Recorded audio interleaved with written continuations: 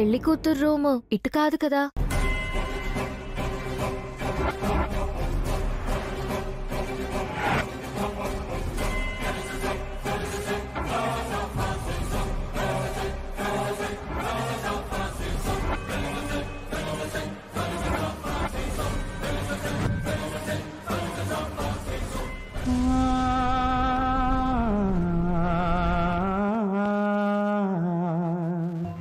నీ గూడు చెదిరింది, నీ గుండె పగిలింది, ఓ చిట్టి పావురమ ఎవరు పుట్టారు, ఎవరు పుట్టారు, ఎవరు పుట్టారు, నిన్నెవరు పుట్టారు.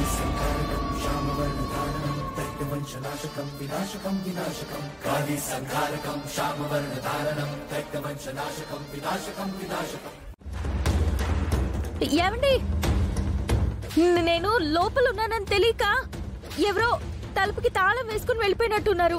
కొంచెం తాళం తీయరా, అవతల ముహూర్తానికి టైం అవుతుంది. వింటున్నారా?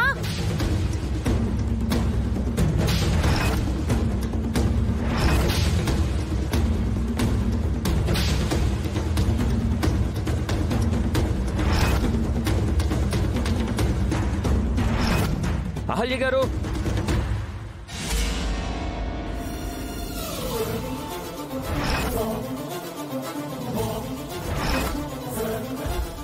వామ్మో, వీడికి కానీ ఇప్పుడు దొరికానంటే దొంగ అనుకుని నన్ను సాగు కొట్టినా సాగు కొడతాడు. రేయ్ ఎవడ్రా నువ్వు? రే ఆగు. ఏమండి,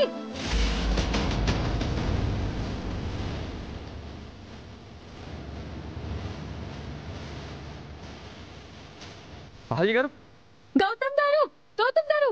అహల్య గారు నేను ఒక్క నిమిషం.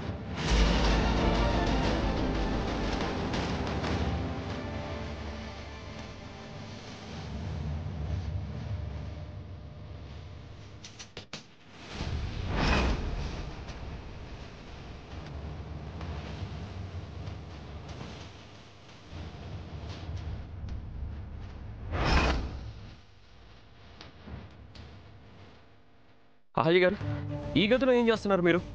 వాడెవడో తలుపులు తెరవడానికి ట్రై చేస్తున్నాడు. ఏమో తెలీదండి. బామ్మగారు గదిలో మెట్టలున్నాయంటే తీసుకొద్దామని వచ్చాను. ఇంతలో ఎవరో బయట తాళం వేసుకుని వెళ్ళిపోయారు. అవును, అవతల మీరు వస్తే గానీ జీలకర్ర బెల్లం పెట్టనని మొండికేసి కూర్చున్నాడండి. అవునా? సరే సరే పదండి. బాబు, 2 నిమిషాల్లో ముహూర్త సమయం దాటిపోతుంది. నందు, ఇది కరెక్ట్ కాదురా. దానికోసం మనం ఆగడమేంటి? ముందు జీలకర్ర బెల్లం పెట్టు. లేదు బామ్మగారు, తను వస్తేనే జీలకర్ర బెల్లం పెడతాను.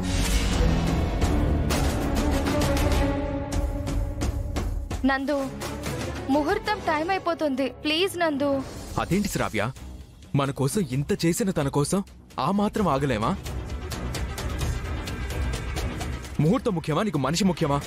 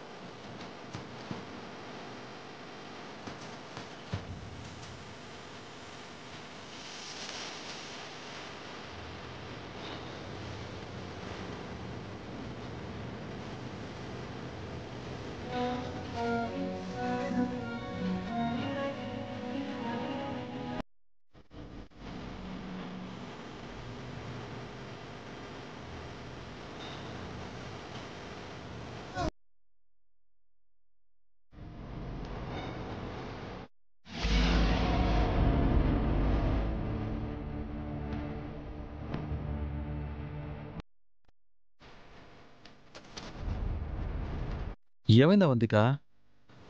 నాకెందుకో డౌట్గా ఉంది. అమ్మో నిజం అవంతిక, నాకేం తెలీదు, నేనేం చేయలేదు. నేను అన్నది నందు గురించి. నందు గురించా? అమ్మయ్యా. అవును, నందుకేమైంది? నందుకేం కాలేదండి, కానీ ఏదో చేస్తున్నాడు. అదేంటో అర్థం కావట్లేదు. నీ ఇంటెన్షన్ ఏంటో నాకు అర్థం కావట్లేదు. అది కాదండి, గౌతమ్ అదితిని పెళ్లి చేసుకోలేదని శ్రావ్యని వదిలేసినవాడు సడన్ గా మారిపోవడం ఏంటి? అమ్మని చెల్లిని ఎదిరించడం ఏంటి? ఆ ఆలియని ఆరాధించడం ఏంటి? అభిమానించడం ఏంటి? చెల్లెలి గురించి పట్టించుకోకుండా శ్రావ్యని పెళ్లి చేసుకోవడం ఏంటి? ఎందుకు ఇలా ఆలోచిస్తున్నావు నువ్వు? నెగిటివ్ గా ఆలోచిస్తే అన్నీ అలాగే కనిపిస్తాయి. అహల్యకు అన్యాయం జరిగిందని మనోడు ఆవేశపడ్డాడు. ఆలోచించాక ఆవేశం తగ్గించుకుని పెళ్లి కొప్పుకున్నాడు. దానికి కారణం అహల్య కాబట్టి అభిమానిస్తున్నాడు, అంతే. శ్రావ్య అంటే ఇష్టం కాబట్టి పెళ్లి చేసుకుంటున్నాడు. ఇందులో డౌట్ పడ్డానికి ఏముంది? లేదండి,